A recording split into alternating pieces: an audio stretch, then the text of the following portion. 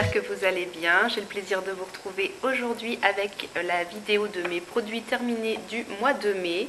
Une petite boîte qui n'est pas trop garnie, il y a 7 produits. La vidéo ne devrait pas être trop longue du coup. Mais on a quand même un petit peu de tout dans toutes les catégories. Alors on va commencer avec tout ce qui va concerner le corps comme d'habitude. Et là j'ai juste un échantillon de parfum. C'est l'eau de parfum Kenzo World. Je ne connaissais absolument pas, je pense que le seul parfum Kenzo que j'ai déjà essayé c'était le fameux Flower by Kenzo. Mais Kenzo World je connaissais pas et franchement très belle découverte, c'est un parfum que j'ai adoré.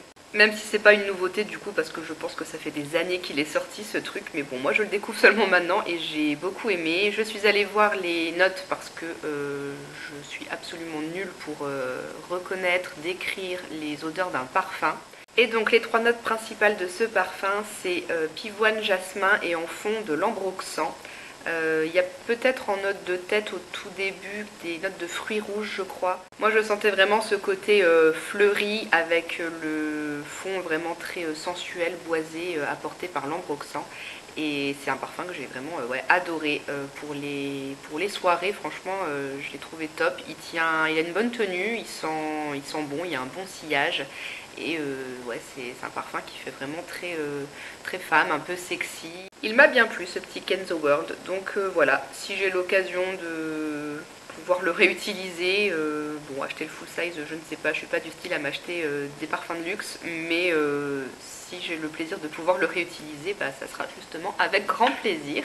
On passe à la catégorie capillaire, un seul produit pour les cheveux fini au mois de mai, de la marque Ritual, c'est un format voyage de l'après-shampoing du Rituel de Sakura. Comme d'hab, voilà. Comme d'hab, j'ai découpé le packaging pour récupérer vraiment la matière jusqu'au bout. Et c'est une belle découverte aussi, c'est un après-shampoing que j'ai adoré. Déjà pour l'odeur, la gamme du Rituel de Sakura, je pense que c'est très connu, c'est une odeur de fleurs de cerisier poudrée, c'est hyper doux, c'est réconfortant, c'est un petit cocon de douceur, c'est une odeur vraiment géniale. Pour les produits corps c'est top et ça marche aussi très bien pour les produits capillaires, c'est vraiment très agréable et c'est un après-shampoing qui fait très bien son travail. C'est une texture qui est vraiment assez épaisse. Très agréable et facile à répartir sur les longueurs et ça les démêle vraiment instantanément. Et le rinçage se fait également facilement et quand on rince on sent vraiment que les longueurs sont vraiment toutes souples, toutes douces, ça alourdit pas du tout. Donc voilà, il fait vraiment très bien son boulot de démêlage.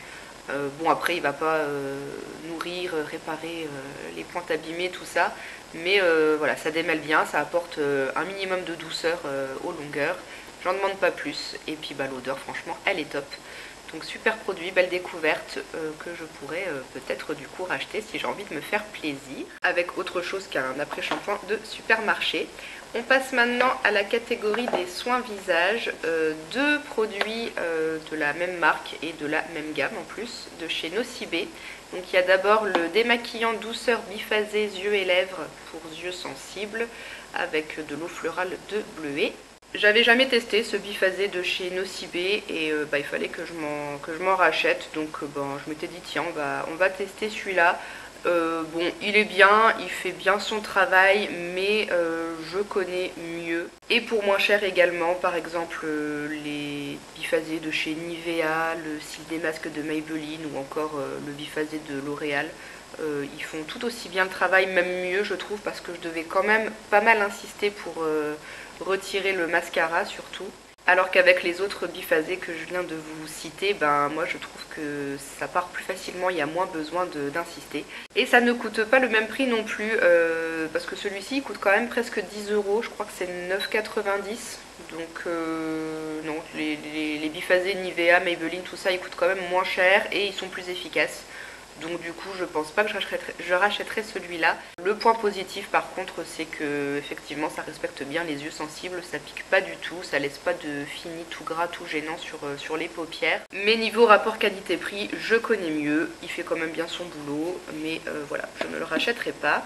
Et l'autre donc produit de chez Nocibé, c'est la crème nettoyante légère donc pour le visage que moi j'utilisais le soir en deuxième étape sous la douche après avoir démaquillé mon teint. Ça doit coûter aussi 9,90 €, quelque chose comme ça. Et ça par contre c'est une chouette découverte, c'est un produit que j'ai beaucoup aimé. L'odeur est super agréable, ça sent, je sais pas, un genre de fleur de coton, enfin c'est tout doux, ça sent le propre, c'est super agréable. La texture de crème onctueuse est aussi très agréable à masser sur le visage, c'est vraiment tout doux et ça nettoie assez bien, ça fait bien son travail vraiment tout en douceur sans agresser la peau. Il n'y a pas de sulfate donc ça ne mousse vraiment pas.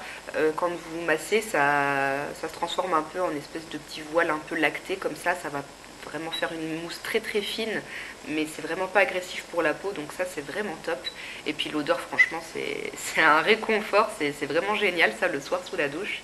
Donc ça par contre je valide, c'est un produit que j'ai beaucoup aimé et que je pourrais être susceptible de racheter du coup. On arrive à la dernière catégorie, le maquillage. J'ai terminé un vernis de la marque Maybelline dans la gamme Color Show. Ça c'est un produit qu'on m'avait offert à un Noël. C'était dans la collection Stripped Nudes et c'était la teinte numéro 228 Tan Lines. Voilà pour la référence du vernis. Et donc c'était un vernis beige complètement saturé d'irisé. C'était pas vraiment des paillettes parce que ça faisait vraiment un fini tout lisse sur l'ongle. Donc un beige ouais, très irisé qui faisait de jolis ongles assez propres. Ça restait assez discret. Par exemple en été quand j'étais bronzée ça faisait limite la couleur de mon bronzage en fait, mais ça faisait des ongles vraiment très brillants, très lumineux. Donc voilà, je l'ai terminé, hein. Il en reste vraiment un fond qui est vraiment tout sec que le pinceau ne peut pas atteindre, donc je l'ai vraiment utilisé jusqu'au bout, j'ai bien aimé. C'est un bon rapport qualité-prix les vernis Maybelline. Bon, la forme du pinceau c'est pas celle que je préfère, il est tout plat et droit et il manque un petit peu de forme évasée au bout. Moi j'aime bien quand c'est un peu évasé en langue de chat là pour bien épouser la forme de l'ongle, mais ça s'applique quand même très facilement, la texture est bien. Donc voilà pour ce vernis que je ne pense pas pouvoir racheter parce que à mon avis c'était une édition limitée, ça n'existe plus. Ensuite, j'ai terminé, je suis enfin venue à bout d'une base à paupières. Les bases à paupières, ça dure une éternité parce qu'il y a vraiment besoin d'en mettre l'équivalent d'un grain de riz pour les deux paupières. Donc ça dure très longtemps. Et en plus, à l'époque où j'avais acheté cette base à paupières The Balm, j'en avais d'autres en stock. Si vous vous en souvenez, j'avais toutes les bases ELF à 1 euro. À l'époque, il y avait une blanche, une marron, une rose, une sans couleur.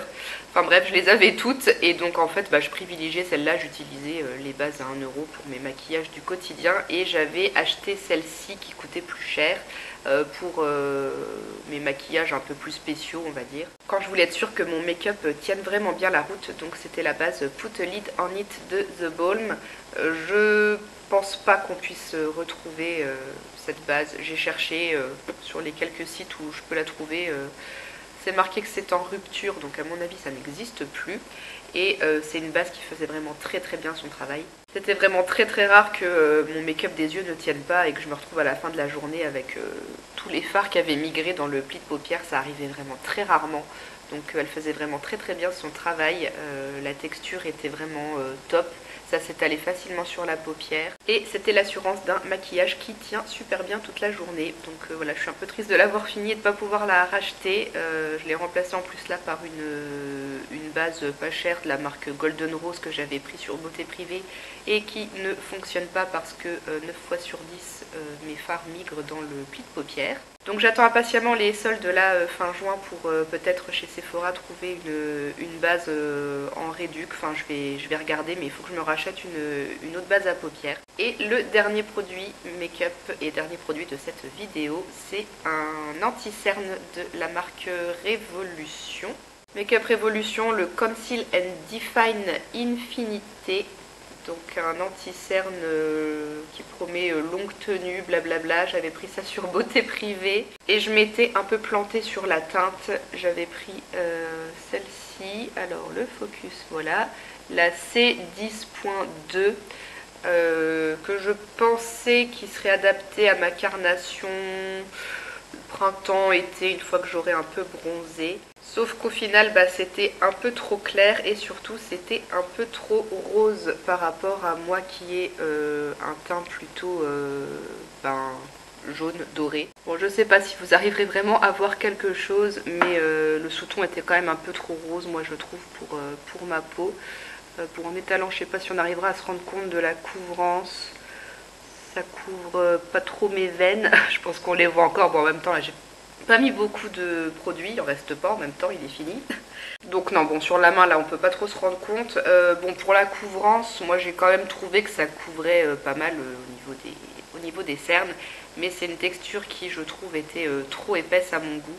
Et ça pouvait du coup avoir tendance à marquer les petits plis, à filer dans les petites ridules. Donc moi j'ai pas trop apprécié ce concealer.